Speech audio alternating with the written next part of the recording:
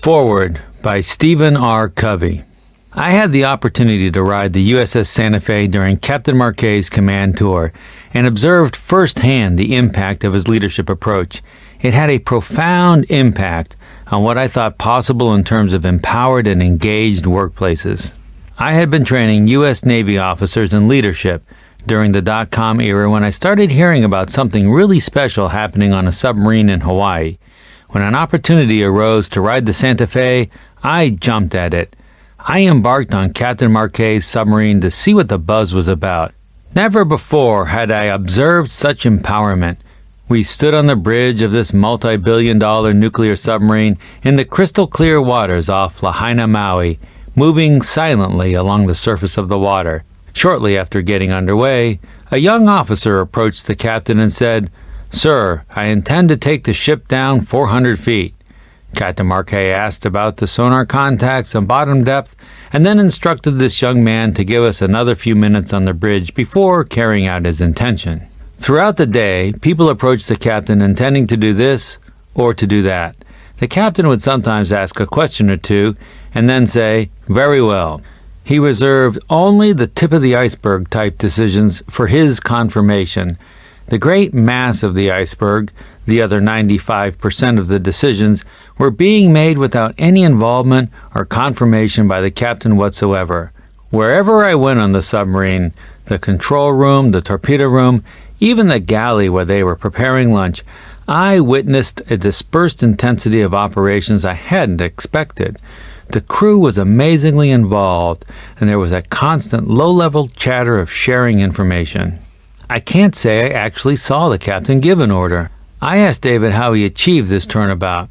He said he wanted to empower his people as far as he possibly could within the Navy's confines, and maybe a little bit more.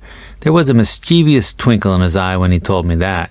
He felt if he required them to own the problem and the solution to it, they would begin to view themselves as a vitally important link in the chain of command. He created a culture where those sailors had a real sense of adding value. But that answer only makes clear his objective, not what it actually takes from the top man in the organization and everyone else to accomplish this. How do you create such an organization? What does it take? The answer is in this program. What I love about this program, first of all, this is a great story, one of self-discovery, tension, and the lonely self-doubts of the leader who sets off on an unknown path. We know now that Captain Marquet's experiment on the Santa Fe was wildly successful, but at the time, neither he nor the courageous crew who embraced this new way of running an organization knew if it would work. Second, the book provides the specific mechanisms they used on the Santa Fe to achieve the transformation. We learn what they did, how the crew reacted, good or bad, and how the mechanisms matured with time. The good news is that these mechanisms are about how we interact as people and are universally applicable. You can apply them in your organization, business, school, government, and family. Third, the book presents a comprehensive paradigm shift for how we think about leadership. Captain Marquet has coined the phrase leader-leader to differentiate it from the leader-follower approach that traditional leadership models have espoused.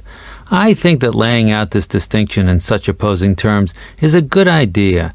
Having personally witnessed how the Santa Fe operated, I can attest that this new way is not a nuanced modification of how we are doing business now. It is fundamentally different, and that is where its power lies. Why you want to listen to this program.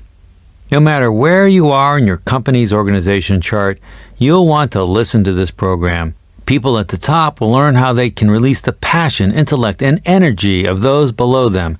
They may be unwittingly behaving and taking actions that work against those goals. People on the front lines will also find ways to embrace decision-making and make it easier for bosses to let go of control. We are in the middle of one of the most profound shifts in human history, where the primary work of mankind is moving from the industrial age of control to the knowledge worker age of release.